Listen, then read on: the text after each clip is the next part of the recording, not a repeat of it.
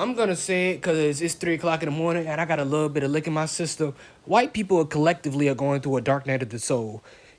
When you understand the history that from a white person's perspective, you own people. Your descendants or your ancestors owned people.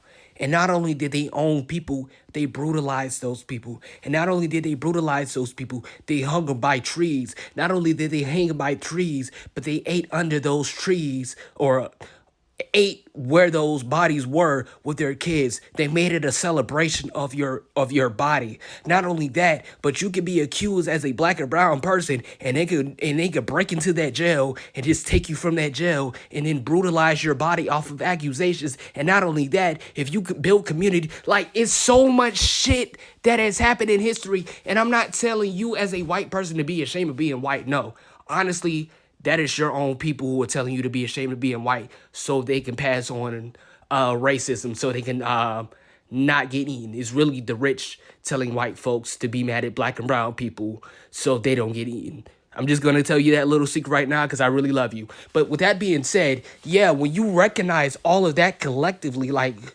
white people are going through a dark night of the soul. That's why MAGA is the way it is. That's why, bro, we came from Barack Obama. Imagine a 400-year history where you own these people, where you brutalize these people, where you made laws that specifically went against these people, and then generations later you had a black man who was in office. Mind you, this was in 2008. Mind you, a lot of these examples that I'm talking about were like in the 40s, 50s, and 60s. A lot of these people were living alive and well. And we just saw a nigga get elected in the office after all the racist shit that I did to niggas in the past. We got a nigga that's in, oh, hell nah. Like, these folks are going through a dark, that's what MAGA is. That is exactly what MAGA is. It's a, how can I put it? It's essentially recognizing, damn, we can't have autonomy over black and brown bodies the same way our descendants or our ancestors used to. God damn, how can we fuck with people now? Like, bro, when I say collect, and it's not only just the racist, it's just, again, when you recognize your complexion and where you come from as somebody with that complexion, when you're not racist, when you don't have those ideologies, it's still kind of like a stain to you because it's like, fuck, my uncles are racist. I don't feel this type of way. And I understand that half of my family are racist. That's why I want to get away. Like, I've met white people who say, yo, I've got to away from my town. I've got to away from my family because they're extremely racist and I'm not like that. Like, to come from generations where those ideologies were basically spread around your family and everyone was okay with it, and now you are that one black sheep of the family who's not okay with those ideologies, who's not okay with looking at black and brown people the same way that your family members are looking through. Like, I feel bad for a lot of Caucasian people because it's like, fuck, you have to grapple with the fact that that is potentially your history, not just the fact of owning slaves. No, that's just one tiny little piece. It's the autonomy. It's how your ancestors viewed my ancestors. It's how they were treated back in the past. We talk about slavery. Slavery is way out of proportion. There's a whole history that happened directly after the Emancipation Proclamation was passed that a lot of people don't mention. There were a lot of laws that were passed to go against black and brown bodies because we can't have these people having economic power. We can't have these people having land. We can't have these people having financial prosperity. We can't have these people. No, no, no, no, no, no, no. We're going to do everything in our power to go against the mold and go against these people, even though all they really want to do is not revenge, but just be left alone. Ultimately, black and brown people just want to be left alone. But nope, we're just going to do everything in our power. We're going to roll back voting rights to people who just want to be left alone. Like, you have to grapple with that. And that's all I'm going to say about the topic. Yeah, let me know what you think in the comment section below. This was just a little drunk ramble as an enlightened man. Dark Night of the Soul is a form of suffering, important term. There's suffering that happens on an individual level because as an individual, you're being challenged in your course of your life several times. You will most likely encounter big challenges in your life from time to time. They come, whether they are to do with your living situation, your financial situation, your health situation, and unless you're really conscious, you will suffer when something goes badly, very wrong in your life, and that does happen. Eckhart Tolle is worth $80 million. Of course he wants to live in the now. He has a very enviable now. But for the rest of us, now is fucking bullshit. Traditionally, the dark night of the soul is a moment in which you lose all sense of connection with the presence of the higher order of being. What you formerly believed has gone out the window. Your old identity has begun to evaporate. The new identity hasn't emerged yet. So you're in that proverbial no man's land. And that can last for a short period of time, or it can last for a long period of time. And the dark night of the soul, understand, it's not, you don't have a dark night of the soul because someone died, or you lost a job, or you got a divorce. That's regular sadness. That's the sadness of loss, the sadness of somebody dying, the sadness of a structure in your life. Dark night of the soul is something different. You could have nothing wrong in your life, and then suddenly there's a bereftness. And that generally means that either through grace or through spiritual practice, past life or present, your new identity is emerging, but it hasn't emerged yet, and you're not who you used to be. So you don't know who you are. You don't even know what you believe. Dark Night of the Soul is a crucible of transformation in which you are releasing a part of your identity that you're cherishing, that you really think this is you, but it's dying. And so there's ego blindness, meaning that the light is so bright it blinds the ego, and so you're in a period of no man's land, no woman's land. It's just the new hasn't emerged yet, but the old is dying. You feel cut off, bereft. It's nasty, you know. It's but you have to walk through that door. You know, some people can do it dramatically, some people do it incrementally. Like if you get on the spiritual path, there's going to be parts of you that you cherish that are going to die because they're not you. You inherited them. You created them to survive in the world. But when they begin to die and the new hasn't emerged yet, it's very dark. And in certain monasteries, and they won't even let you read about the dark night of the soul because they don't want you to use your imagination and conjure it up. You know, to have a false one. They let it just happen as it's supposed to happen. But the dark night of the soul is not what happens if you lose your job, if your mate dies, you know, bad things that happen. That's not the dark night. It's dark. It's sadness. But the dark night is debilitating, you know, and you don't know how long it's going to last. But when you come out of it, you are different. You're more in tune with your real nature in being and not the part of you that you made, that you created, you know, from being in your family and the experiences that you had is totally different.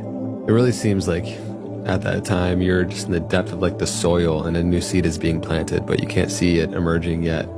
You just have to have trust in that faith.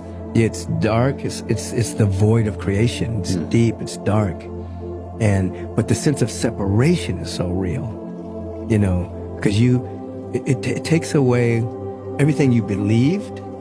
You can't live on your belief, but when you come out of it, it's not belief anymore. It's like you know something. You know, if you're going to school and your professor says to you, or your teacher says 2 + 2 is 4, you believe. Yeah, and 2 + 2 is 4, yeah. You go home and recite it to your mother and everything. But at a certain point, you have to actually know what that means, beyond belief. So when you go through the dark night, your beliefs get so challenged. But when you come out of it, you actually know something, and it's unshakable. It's unshakable. The presence for me, it's just real. It's not something I read about in a book. It's real. Would you say true wisdom born out of that experience is like completely different than knowledge that's accumulated? Like, you feel like wisdom really comes out of that time? Yeah, I mean, there's things that your memory can hold on to in terms of intellectual things. Yeah. But there's two aspects of who you get wisdom from. One is going through an experience and actually coming out and knowing something. There's actually three levels. The next level you get it from is there are people that have walked the planet that have impacted the noosphere, the mental atmosphere of the planet. That energy is still there, and you can catch it. You can sit and you can contemplate and become inspired by it. And then thirdly, you can catch insight. When you meditate, you can actually have an insight. An insight is an event that takes place in your consciousness where you suddenly or incrementally know something you formerly believed. So you're actually sitting for an insight. So I'll tell people, I'll put people in meditation sometimes and have them feet go to the center of the earth and open up to all of the wisdom born from human experience. And then I have them go through the top of their head into infinity, open themselves up, and catch the transformational knowledge and wisdom and insight just from their being as a spiritual being. It's like a remembering, so you can get it both ways. Yeah. But you have to be really interested. Yeah. That really rings true, that you can become such a vessel, a hollow bone for the wisdom that is all around you, for that insight to occur and for you to know something that it's unlike a belief, where a belief, I say often, as a pacifier for insecurity of not knowing. Yeah. Where we feel like we need to believe things. Yeah. But you're speaking about like a deep gnosis that we can arrive at. Yes, absolutely. I call belief a placeholder for knowing. You believe this until you know it. So what a true belief does, it gives you a direction for practicing. So you practice your belief until insight occurs, and then you know it. And you can't take it, you can't, it's there forever if you really know something. There are 5 stages to the dark night of the soul. First, there is the initial crisis, a tragedy or a trauma, or just a profound realization that changes your view of yourself, others, and of life. The initial crisis is then followed by the second stage, dissolution. This is when everything external in your life dissolves. All of your external supports, your relationships, your career, your money, it all falls apart. And you are slowly stripped away of everything and everyone that you used to rely on. Then you enter the third stage, shadow work, where now stripped away of everything, you're left with nothing but yourself, and you are forced to confront yourself, to confront your inner demons. You identify the physical habits, the emotional habits, and the mental habits that cause your suffering, and you work on changing those habits and developing new habits that are positive and healthy. As you do this shadow work, you enter the fourth stage, insight, where through the work that you're doing, you start to suddenly gain insight and wisdom, gaining insight into who you truly are, what your purpose is, what the nature of this existence is all about. And once you have these insights, you start moving into the fifth and final stage of reintegration, where you take the lessons that you've learned and the skills that you've acquired through this difficult period, and you apply them to start rebuilding, to start constructing a new life, a new lifestyle, new relationships, new careers, new ambitions. And then we find that we're in a place where we've returned to the world, we're ready to re-engage, we're even ready to deal with more hardship, knowing that if we survived the dark night of the soul once, we can do it again. And the hard part is that we will have to do it again, because this is a cycle that repeats. So you'll experience a period of stability, but eventually another crisis will occur and the cycle will repeat. But if you can handle it once, you can handle it a million times. Y'all, I was not expecting this. This child named Daniel was graduating 8th grade and he was selected to give an 8th grade speech for his school. And just watch this. My name is Daniel Mattingly, and apparently this school doesn't know better than to give an angry gay kid a microphone. No shade at all, but I came to this graduation planning to give a speech about my trauma influencing me as a person. And Black, brown, and mixed youth are facing oppression nowadays and being forced to fear their own identities. I had a speech ready to cheer on and encourage oppressed youth, which makes up the entirety of the school. I was told by Mr. Dawson and Miss Imes that there's a time and a place. My speech is too negative, it's too controversial. This school is built on racism, sexism, and homophobia. I encourage everyone here today to stand up for yourself, even if it makes a scene. This school is fucking ridiculous. You go, Daniel.